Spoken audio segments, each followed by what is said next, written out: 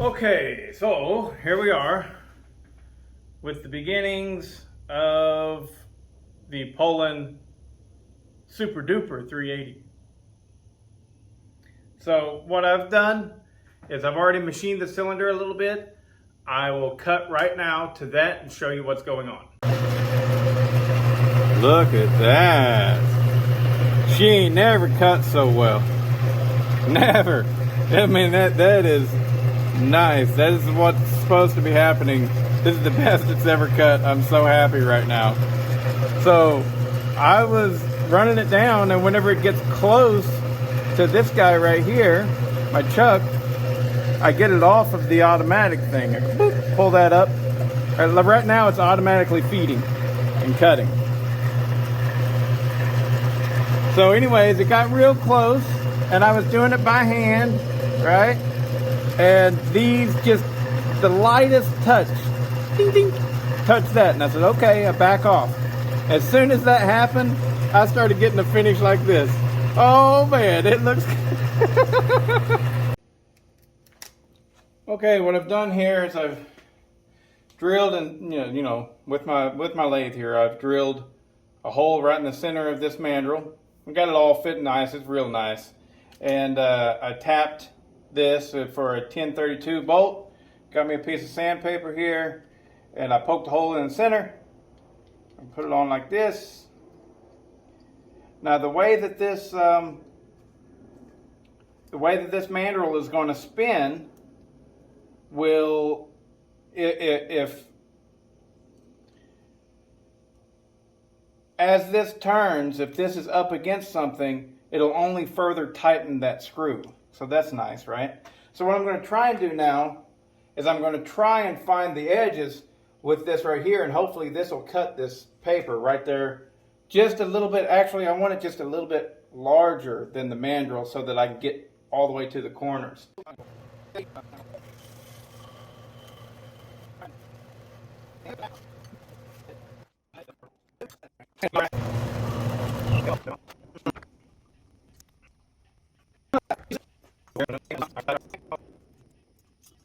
Give her a go. Whoa, hey, hold on. Maybe I should put it on there first. What do you think? There we go. Hold it from the bottom because it's going to be spinning this way, so if it gets out of control, you can just relax your hand. Here we go.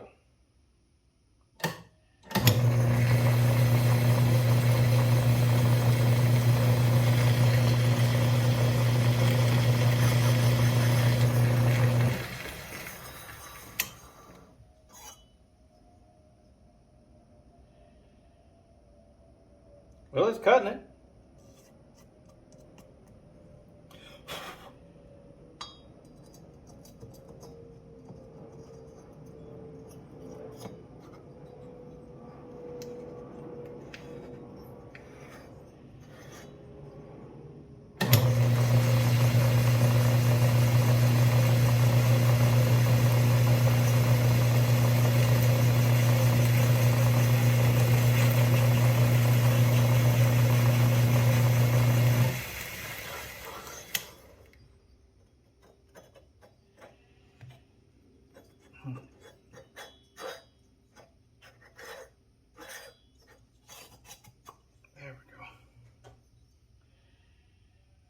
It's definitely cutting it, most definitely. Let's take a measurement, see what we got going on. So, I just took 20 thousandths.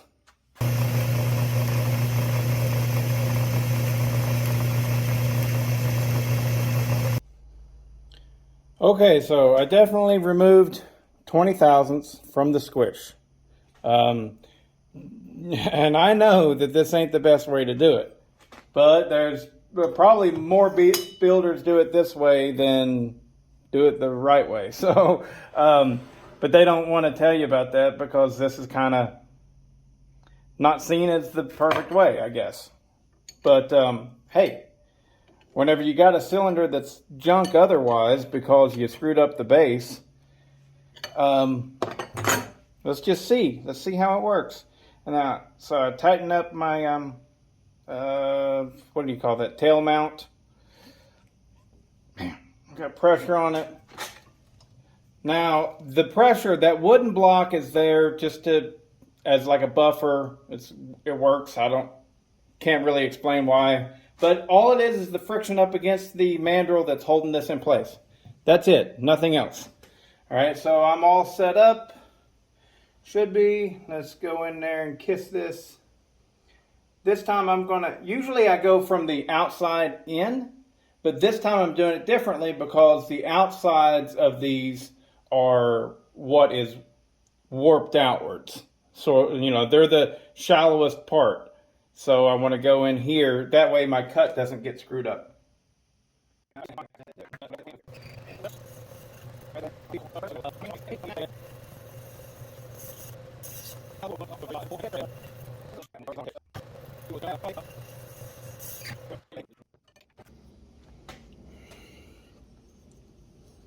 All right, so now we got a nice flat base, and you can see there's no spots right there. You see that? That's a spot that did not get hit because it was so low already. All right, but the rest of it, there's no spots like that. So this now is a salvaged cylinder. It'll work. All right. All right, so now we're back, and I've got the cylinder on here after it's been machined, and I'm going to start looking for where my numbers have fallen because I moved material off of the cylinder. I lowered it down, and whenever you do that, your timing numbers change. And so before I go any further, I'm going to figure out where my numbers lie. I know what I want. I know I want right at about 78 to 80 degrees on the intake.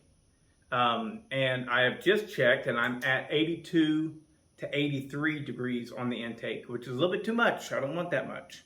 And so, but that's no problem. Just a little touch of JB Weld on the intake floor will help that out. But I'm right there. We're good. Now let's see what the exhaust is.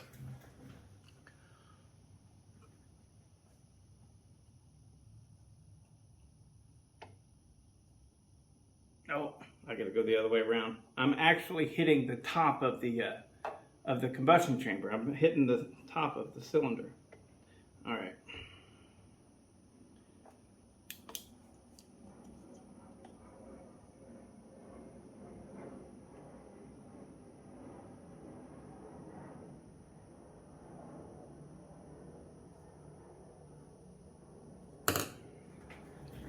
And we're at 104.5 on the exhaust.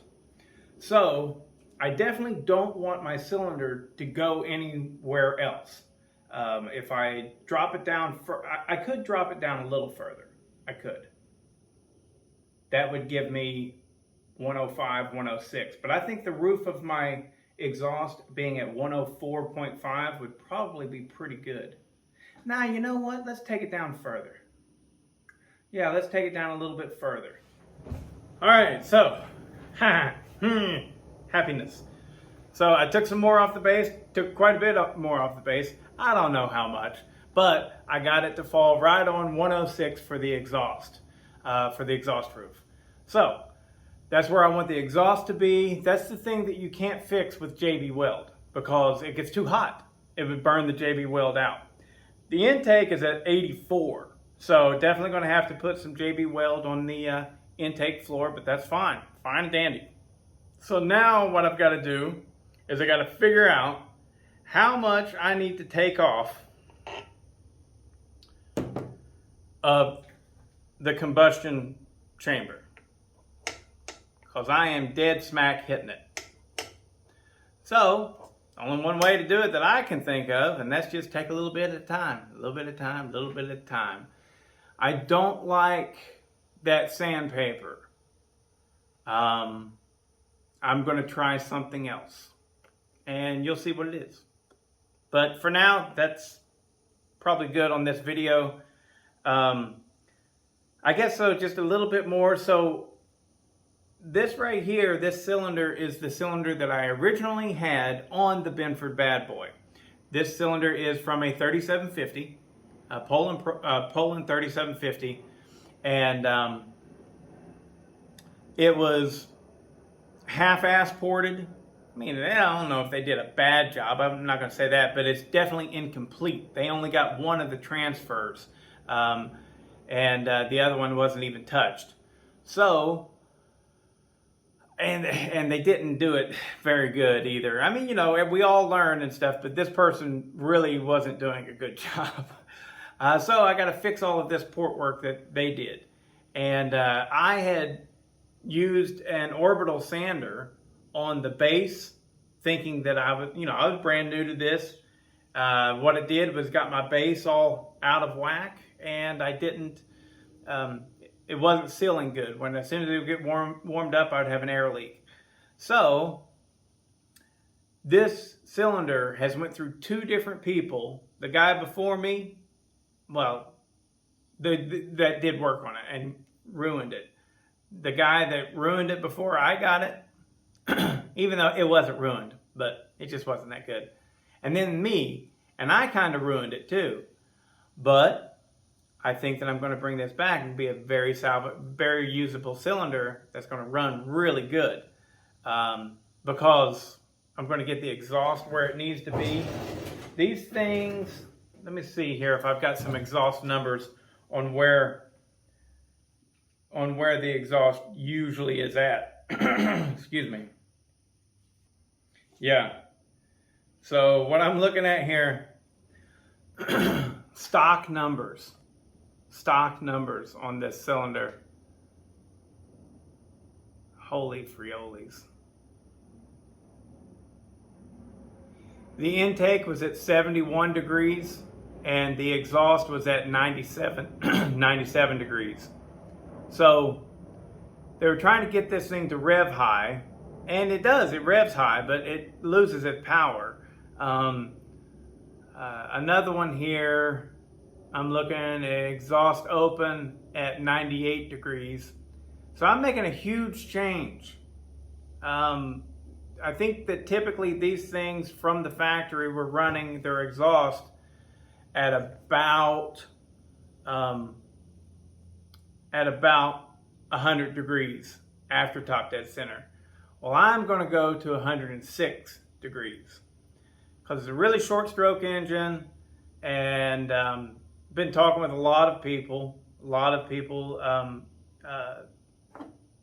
Charles Briscoe, Cajun, Joe a little bit, of course there's Aaron. I mean, it's not like we talk daily and stuff, but you know, the information they give me here and there, I absorb it, I take it in. And it totally makes sense to me that on a short stroke saw, you need as much of your power stroke as you can get. So where normally we're seeing videos of people porting 70cc plus saws, and some of those guys are going to 198 degrees, stuff like that, with their exhaust roof. Well, they have a longer stroke, and so they can get away with that a little bit better than a small saw can. Well, even though this is 60 cc's, it's a small stroke. It has the same stroke as most 50cc saws.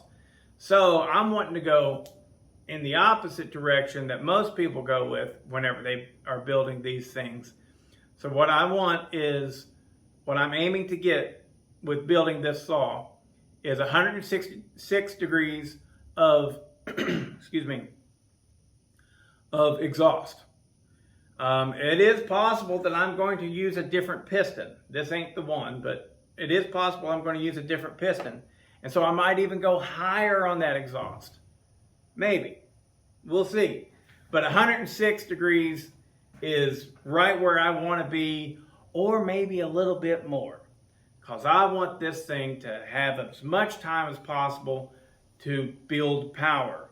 Now, also what I'm going to do for the transfers, this thing was at about 28 degrees or something like that.